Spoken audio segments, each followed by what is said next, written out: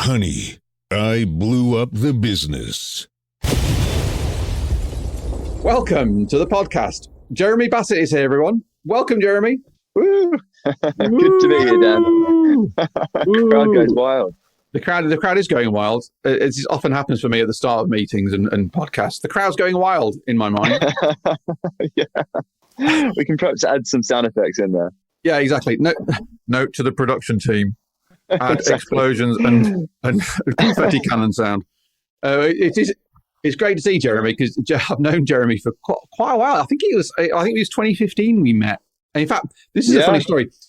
We met in a flight. This is going to make us sound a bit wanky, perhaps, but we met on a flight to Cannes in the south of France. Yeah, that was definitely quite wanky. Although it went downhill pretty quickly from there, Dan. Because I think next time I saw you, I had sort of two naked men standing each side of me, something that you'd orchestrated on stage here in London. Well, yeah, but close listeners or fans of the podcast may have heard me talk of this event called The Tech Off, where we did have, it was like TED Talks meets WWE wrestling. And I was orchestrating half-naked men in sort of Mexican wrestling suits standing next to illustrious speakers like Jeremy. In fact, this is the funny story. There's a real tangent for everybody. We were stood on stage at Retail Week's Pan-European Innovation Conference on the main stage, headline sponsored by Google. I was dressed as a wrestler. Jeremy was dressed as a very dapper entrepreneurial chap, speaking wisdom, and flanked by two half-naked men. So yeah, that is true. I was sitting there petrified. What are my comms team back at Unilever going to be saying about this if it ever gets out? Anyway, it was we got away with it. But Jeremy's a real mover and shaker in the world of startups in London and internationally. He's the CEO of CoCubed. CoCubed is a really interesting business. It works with really big companies like Adidas, Vodafone, Coca-Cola to help them innovate in a range of ways, including strategy, but also getting into things like corporate venture funds and business model innovations. So it's a really interesting, sort of very strategic, deep work to help these companies try things new. But particularly, he's got expertise in partnering with startups. And I guess that you got into that world. I mean, correct me if I'm wrong here, but like working at Unilever, where you were for 14 years prior to setting up CoCubed, where you initiated and scaled what was called the Unilever Foundry. In fact, tell us what that was, just whilst we're going through your biog. Yeah. What an intro. It sounds like you went talking to my mum there, Dan. Yeah, Unilever, 14 years out. My goodness, it went quick. Before that, I grew up on a dairy farm, and we couldn't make enough money from the milk, so my family turned that into ice cream. And my uncle ran this quite successful ice cream business for many years. And I always grew up in this like very entrepreneurial environment of looking at like, how do you do more with less? How do you sort of maximize value creation? How do you produce something that people really love and are prepared to pay for? And then I found myself joining the world's biggest ice cream company and one of the world's biggest consumer goods companies, Unilever. And I was always wrestling with like this question of how do you bring this entrepreneurship that we had on our farm and bring that to life at the scale of a Unilever? And so we did launch the Foundry, but actually before the Foundry, I had the privilege of launching, being involved in the launch of this program, I guess you'd call it a business unit, in 2009. And the remit of that business unit was to create the future of Unilever by launching 5 100 million euro businesses in revenue by 2015. So we had quite an ambitious target. We had a huge amount of resource, and we had access to R&D. We reported through to the board. And what happened there is we spent over 3 years, we spent £40 million, myself and 3 other directors. So, we're quite successful at spending money. We launched 22 different businesses, and all of them failed. So thinking about, how do I blew out the business? We did that 22 times over. You would think we perhaps might have learned a bit more from that. But the reality is that entrepreneurship is really difficult. And we can dive into that a bit more if you want to. But the big insight for me was that startups have already invented the future. Every time we launch one of these businesses, we'd look at, what's the competitive analysis, competitive landscape here. And we'd see that, there were startups that were doing components of our business. We were quick to write it off, and perhaps far too quick to write it off, I'd say, in retrospect. Because what I learned on reflection was that for each of those ideas that we were developing, and they were good ideas, but startups were already there. They'd already developed components of that. And so as a corporate, the big realization was the future already exists. It just hasn't been scaled. And therefore, our role as Unilever is not to invent the future, but to scale it. And so that then gave rise to the Unilever Foundry, which was much more about saying, how do we work with startups to take their innovation and scale that? And I guess the nice part here, the B part to the case, is that worked really, really well. We did, in fact, while I was there, we did over 200 partnerships. Unilever since done over 400 partnerships with 400 different startups, of which about 50% of them end up scaling. And so we're starting to see, we proved out this model that corporates could work with startups. And today that's what we do through CoCubed every day, is helping corporates work with startups to take startup technology and scale that through the corporate. And it's working really, really well. But it didn't always work well. Well, it's really interesting. And I want to just dial this back because my jaw is still on the floor somewhere. You may have the record of business failure so far on this podcast. With 22, that's quite, you got into double digits and then some. 22, not broken with any successes either. So yeah, straight failure. This new business unit, when did he launch that? What year was that, roughly? Yeah, that was launched by the Chief Technology Officer of Unilever at the time in end of 2009, 2010. So Unilever just brought on Paul Polman, who was the new CEO. New vision, bold ambitions. Disruption was not a word that was widely used, but it was used a little bit.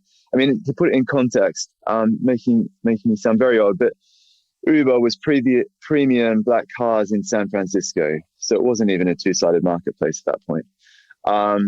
So, it was very early on in that whole era of disruption. We could see that disruption was coming and we wanted to do something about it. And we could see that we weren't doing something about that through the core business. So the CTO, in his wisdom, set up this unit creatively called the New Businesses Unit. And like I said, our remit was to create the future of the company. I mean, it was quite bold. 100 million euro business, that's a big business. In today's valuations, that's definitely a unicorn, but it might be pushing a decacorn type thing in terms of valuation, equity valuation. So, it was bold ambition, and we failed miserably. But so I've got this vision of you in 2009-10, like you say, it's very, I mean, I'm old enough to think that's not very long ago, but it's kind of, it's 12 years ago now. And all this stuff like Uber and a lot of the really disruptive businesses, the tech businesses anyway, that have come out, that have changed, like Airbnb, I guess, they've changed like the culture, hadn't really happened. So you're stood there at the start of this decade where all this was about to unfold. Obviously, you didn't know what was going to happen, but you could see that this was a thing. And you're with your fellow directors and your endless resources at Unilever and your new CEO with his new vision and the CTO with his creatively titled New Businesses Unit. And you're there on the cusp of inventing the future. So at what point, when you're, I guess, full of beans, full of confidence, full of optimism, at what point in those 22 business failures did you start to think, maybe this isn't going to pan out? Oh, I mean, life as an entrepreneur doesn't matter. I mean, I think entrepreneurship is defined by resilience. But like I said, this was a dream brief for me, an absolute dream brief. I was 28 years old. I'd had this itch to get back into entrepreneurship, similar to what I'd grown up in. And I've been wanting to do that at scale at Unilever. So I sort of pushed my way into this unit rather than was recruited for it. And it was a huge privilege. There were four of us, four directors. We reported through the CTO. I said to my boss, he said to me actually when I first started, he said, Jeremy, come back to me in 3 months and tell me what you want to do. Like, we had complete autonomy. As long as it fitted within Unilever's strategy, which was to help people look good, feel good, and get more out of life, we could do it. which was pretty much, I mean, any business. There's not too many businesses that are making a lot of cash by making people feel crap and look ugly. So we had a big remit. We had a lot of resources. But yeah, where did it all go wrong? I mean, we were eternally optimistic about it until we weren't, which is sort of need to be. You know, 4 of us, we launched our first few businesses. They didn't quite work out. But that's okay. That's sort of part of the journey. And by the time 4 people have launched 3 businesses, that's sort of, 12 to 15 businesses type thing. And then, before you know it, you've had to go another few and still hasn't worked out. I did leave that unit, as it turns out, a few months before it was shut down. So I thought, we're not creating value for the company here. I think there's a better way to do it. So I did jump ship. Unfortunately, all my colleagues got a massive payout 2 months after. So I was absolutely gutted about that. And the unit was shut down. But what it did afford me was a chance to take those learnings and put them to work in Unilever and hopefully demonstrate to Unilever and perhaps to the industry that there's a different way to innovate. And that is innovation through collaboration and working with startups rather than trying to be startups. It's funny. Like, I'm always interested in this kind of when the dawning realization kicks in, because it's like you say, entrepreneurs are very resilient and / delusional, and there's this fine line between delusional and brilliant, resilient, visionary. So this is kind of this arc must have happened, and it was kind of you were on the way out. You didn't feel it was adding value, but what was what were the feelings? What were you feeling coming out of that, or as you left, in looking back at your sort of the wreckage of these businesses? Oh, well, I mean, when I left, so just to put it in context, I mean, when I started, I was incredibly optimistic, 28, passionate about this, and still, passionate about Unilever, and creating these businesses. When I really enjoyed each of those 3 years I spent in that unit. So I absolutely no regrets. Having said that, it was not easy. 3 of my colleagues, all the other directors, they all had nervous breakdowns, and I'm sure I perhaps did, but didn't realize it. This was not, it was not easy work. I don't think any of us have ever worked harder in our lives with less success, and then nothing to show for it at the end. So it was tough. I mean, yeah, let's not lie. I mean, failure is failure, whether you're an entrepreneur or a corporate. It's difficult. I mean, there's financial part to it, which you have as an entrepreneur, which you don't necessarily get as an intrapreneur. But I think the financial part is only a component of like the emotional roller coaster that you go on, and you still experience everything else, definitely. So it was tricky. I think coming out of it, though, how did I feel? I was excited about the next role, to be honest. I was perhaps a little bit like, oh, am I leaving this too early? And, is this the numbers game and we just have to play it through and maybe it's going to be the 23rd idea? Like perhaps a terrible gambler. Maybe I'm leaving it just a bit too soon. But, I left it with like lots of learnings, happy memories of the team, and excited for what was next in my Unilever career. And what you said you had lots of learnings. What do you think those learnings were? Well, yeah, good question. I think, and they then feed into what we do today as Coca-Cola. So I think one of the key lessons, I mean, there were lots of rookie errors that we made that I don't think any corporate does today, or hopefully don't do today. Like we would splash £1 million on basically coming up with an idea and a very basic prototype before it was even launched, for instance. And I think, in retrospect, and it's very obvious to say this today, you'd spend 10K getting a crappy website launch, see where people click and iterate from there. So there's some rookie errors that people don't tend to make anymore. There was some organizational issues that we do still see corporates making today. So we were separate from the core. So like I said, we reported straight through to the board, which meant that we didn't have any accountability back into the core business, which also meant that we didn't really have any access to the scale of the core business. And my big learning was that if you want to transform a corporate, you have to transform the core. And so as an innovation leader, you have perhaps an opportunity, but definitely a responsibility to be like bringing that core business with you. And And that's hard work to get them to engage, to like what you're doing, to perhaps put their money where you hope their mouth is, and to back it. But unless you do that, you'll never get access to that scale that the corporate brings. I think that was one thing. I think the other thing was just the difference between intrapreneurship and entrepreneurship. A lot of entrepreneurs would be quite critical of, oh, you're just an entrepreneur. On retrospect, I think entrepreneurship, I still think, as an entrepreneur myself, entrepreneurship is a really tough gig. I mean, particularly if you're in a large corporate with lots of stakeholders, an entrepreneur, they can see an opportunity, they can build something. And if that moves, then they can pivot. We've pivoted several times in CoCubed, for instance. If you're in a corporate, you do have to stick within a strategic remit.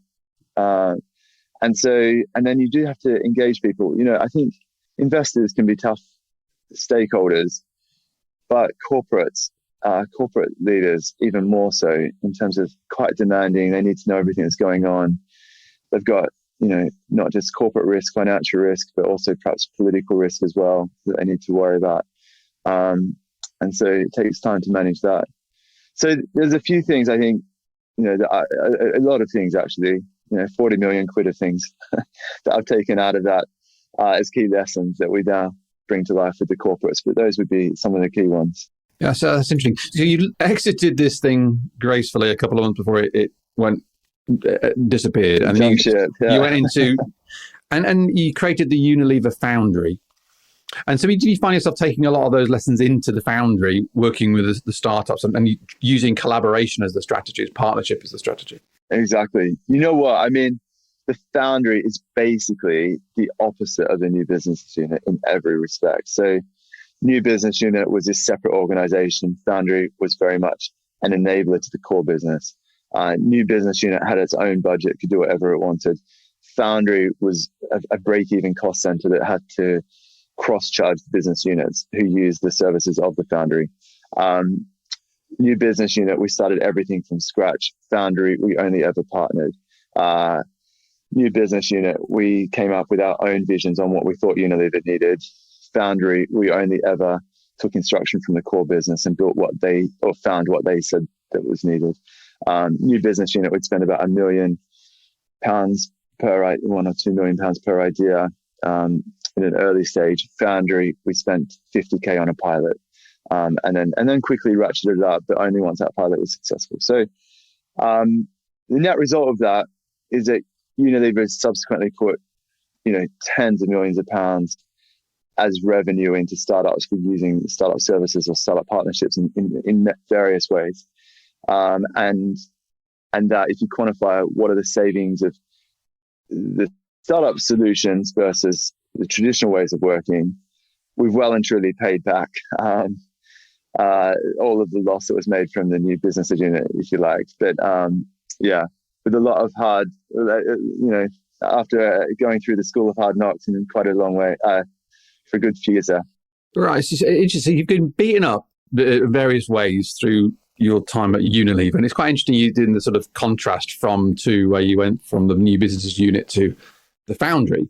And then after a couple of years of running the Foundry, which was, I remember at the time, a kind of very much a symbol of great innovation in and of itself, and it was very well respected.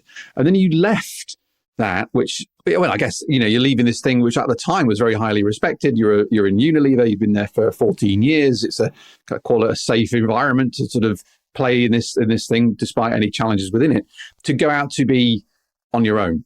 So this sort of, maybe this sort of third phase of your entrepreneurship journey, putting to one side the dairy farm, is this sort of going out and launching CoCubed. What was that like? The moment of truth when you sort of left the corporate rarefied air of Unilever to the, I imagine, because it always is, scrappy environment of a startup. What was that like? Yeah, it's quite a shock. I mean, when you leave a corporate, I guess, take a lot for granted when you're in a corporate. You can go along to an event without being hounded by loads of people. In fact, no one really cares who you are, to be honest. You're staring at an inbox and you're sort of waiting for an email to come in, which is very unusual after, coming from an environment where you're getting several hundred a day, and couldn't quite get back to all of them. So yeah, it's very different. I have to say though, Dan, I loved entrepreneurship. You know, as an entrepreneur, it's not always successful, of course. But when it does work, it's incredibly rewarding. The work we do at CoCubed is a huge amount of fun. We work with loads of clients. In fact, we've worked with over 40 of the FTSE 100 over the last 5 years. So, great insight into different industries, working with some amazing clients and people in there, really supported by a really fun team. And then, so the work's great. The financial rewards are great. If in a corporate, if you work hard, you might get a small bonus and perhaps a pay rise. Startup, if you want to earn a bit more, you just work a bit more. It's there's a direct correlation there, pretty much, or you at least get rewarded for the effort you put in, more so I think than a corporate. So that's good. And then I love the whole founder approach to things, in terms of, I guess, like, the buck stops with you. You have to deliver in terms of what your clients need. But if you are passionate about something, you can just go and pursue it. You don't have to sell it in to loads of different stakeholders before you move forward with it, for example. And if people are happy to pay for it, then that's great. And if not, then you just iterate away from that. But at Unilever, before you did any of that, there was a whole bunch of stakeholders that you had to engage, for instance, which happens in any big corporate. So it's nice to be out of that environment as well, of not having so many stakeholders and being able to have a little bit more of a free rein, I suppose. Of course, you've got this kind of freedom opens up, and this is 2016, is that right, or 2017? Yeah, exactly. Yeah, 2017, end of 2016, start of 2017. Yeah. So it's about 5 years now you've been with running 5 years. CoCubed. Yeah. And so was this your baby? Did you have partners in that? Yeah, it's mine. I mean, when I was at the Foundry, like you said, I think it was launched at just the right time. It was sort of perhaps slightly ahead of the curve. And a lot of corporates were coming to us and saying, "Oh, I love what you're doing. How do you do it?" And we were very open. I'd always tell them exactly what we did. In fact, quite a bit was written about that. And then I went back to them and said, "Look, I noticed you haven't yet launched your version of the Foundry. What's going on?" And they all said, "We don't really know where to get started. We don't have the capabilities. Not exactly sure what we need to do in this space." And so I said, "Well, if we could help with that through, consulting to you, would that be interesting?" And we got a resounding yes. And so, that was sort of the impetus for starting CoCubed. And then the other thing was, to launch the Foundry, there's a huge amount of heavy lifting that you had to do to get it off the ground. And it just makes no sense to do that internally within a corporate. We can do it far, far better, far more efficiently, and far more pain-free than as a third party. So that's exactly what we do. We do all the heavy lifting, helping corporates to either launch or optimize their accelerator or corporate venture funds. And then we do the ongoing deal flow and matchmaking of those as well. So we're passionate about helping corporates work with startups, and we track and monitor over 12 million companies. And every day we're connecting those startups to the corporates who come to us with their challenges. It is a lot of fun. Yeah, it sounds like a wide-ranging, quite expansive brief, as it were, and from your role with your business. So you're kind of out there looking at the horizon, as it were, of the future, these startups inventing the future, and then you're building the relationships and helping the corporates take advantage, or leverage that, partner with that, invest in that, in some way, build on that platform. So you're this kind of you're sort of the tectonic plates are shifting and moving, and you're out there kind of mapping that and keeping track of that. I'm actually curious to see how do you do that as a business? Just because there seems to be a lot of volume there and a lot of kind of things happening very rapidly. How do you keep tabs of all of that? Yeah, a lot of beer, Dan. Drinks. I'm just going to make a note. I'm just going to make a note of that. Sorry, pause the podcast. A lot of beer. I guess first thing to say is we're corporate led. So corporates are our clients. They're the ones that pay our bills. So we are very much sort of, we take the brief from them, and the brief can be quite specific.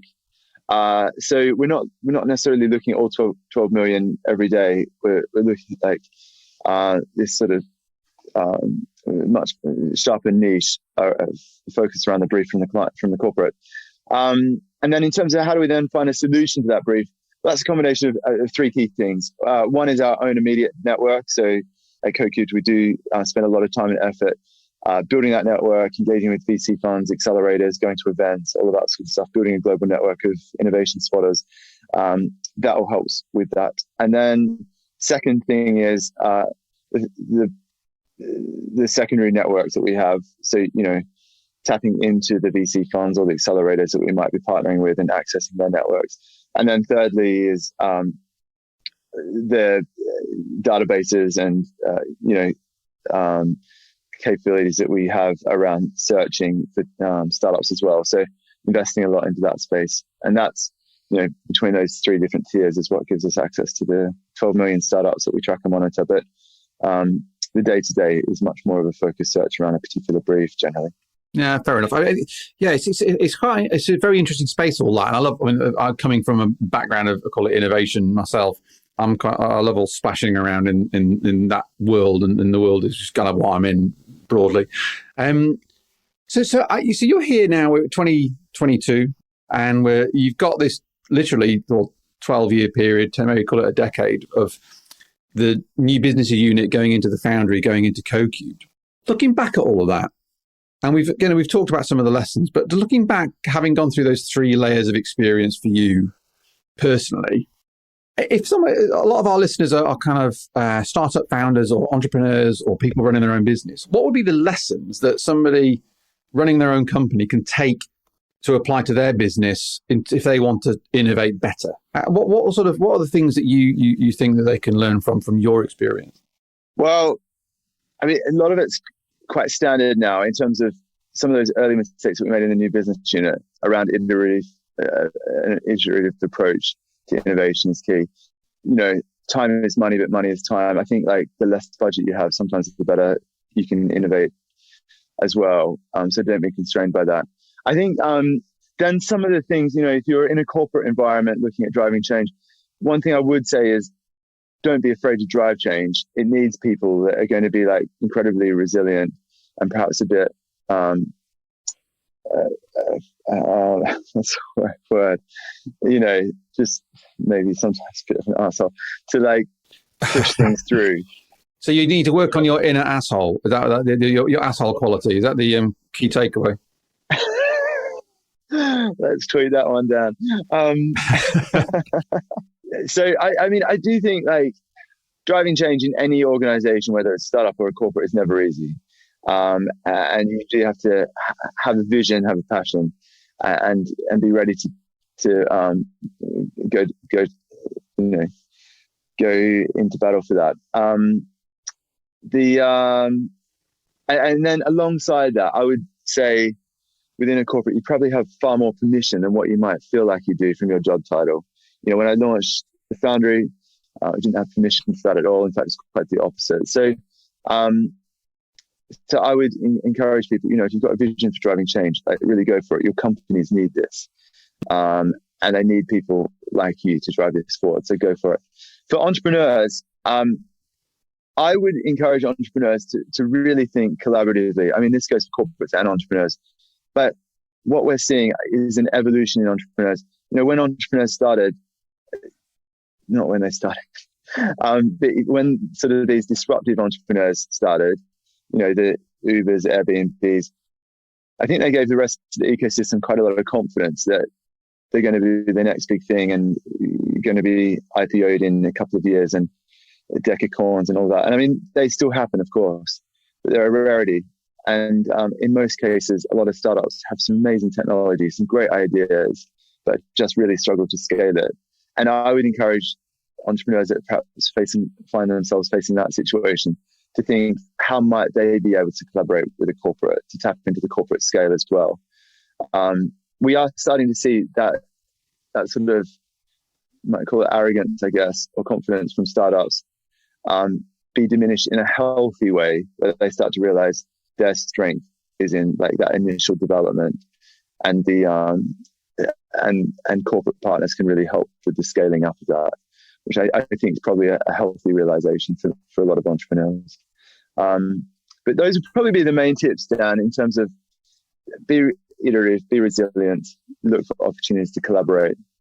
Yeah, and I think it's a funny one. I like to express my inner asshole at points, and I've been told that you maybe tone it down a bit.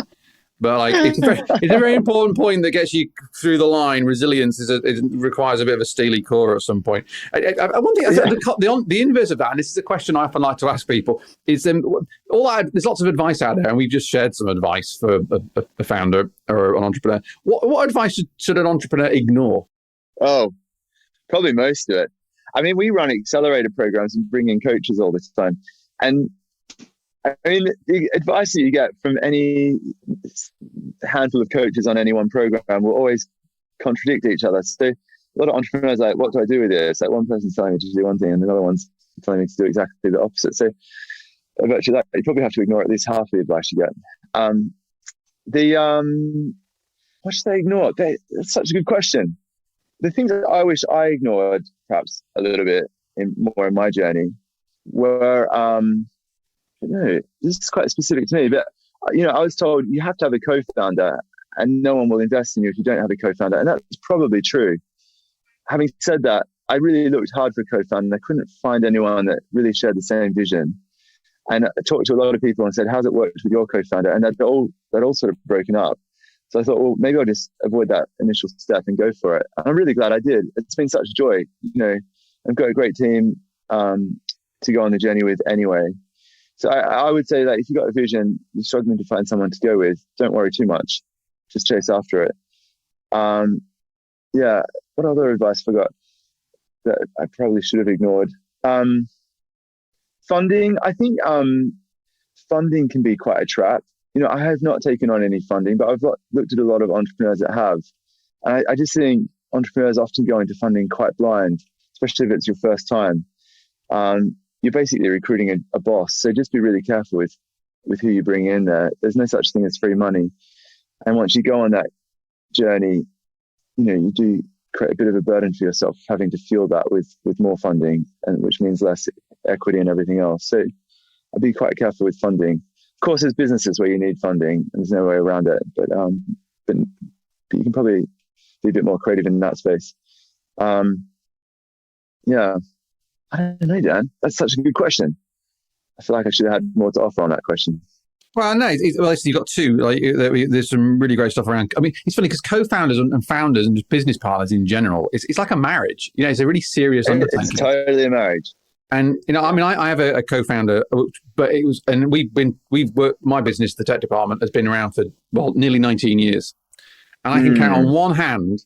In fact, probably two fingers, the amount of times we've fallen out, had harsh words, right? And so that's that's frankly amazing. Lucky. That is amazing. Yeah, especially given what you've gone through as well. It's never smooth sailing. No, and it's really interesting. And so we were lucky, I think. But we've got an intuitive relationship which kind of is able to tippy-toe through difficult situations and high-stakes situations without us kind of falling out.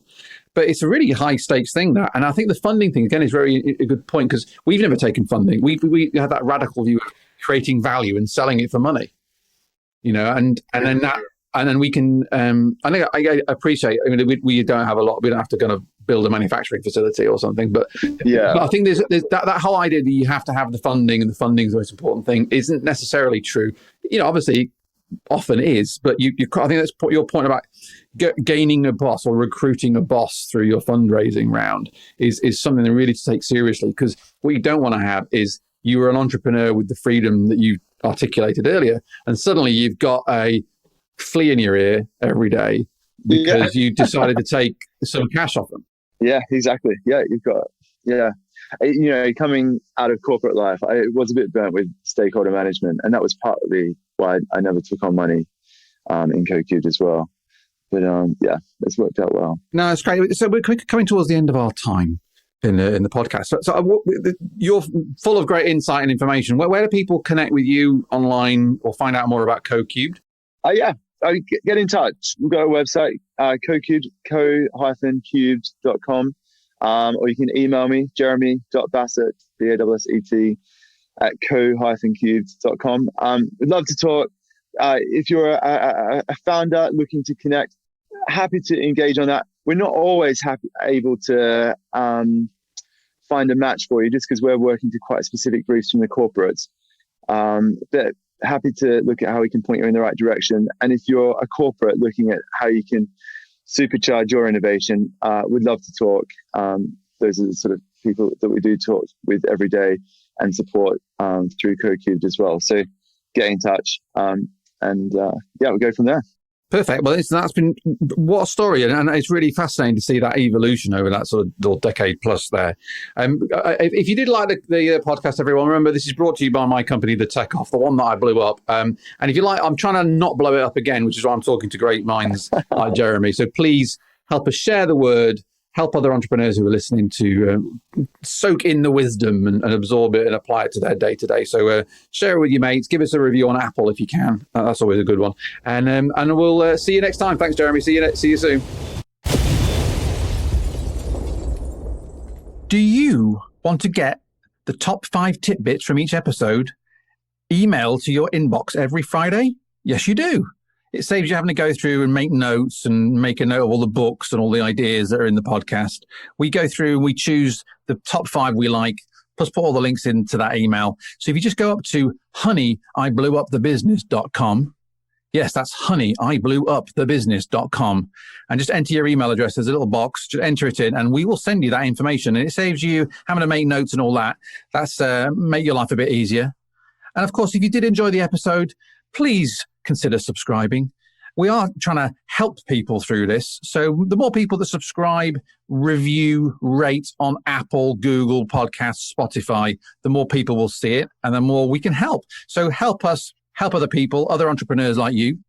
And before I go, I've got to say big up to my company, the tech department, the company we blew up and put back together again. They're generously supporting me on this mission through the podcast. So if you guys want to have a look at a company that can really help you improve your technology, make it better so your business gets better too, boosting your sales and your profit and a bit more sanity in your life, a little less stress, then head up to thetechdept.com, the tech department. My company, give us a look. On behalf of all of us here, thank you for listening, and I'll see you next time.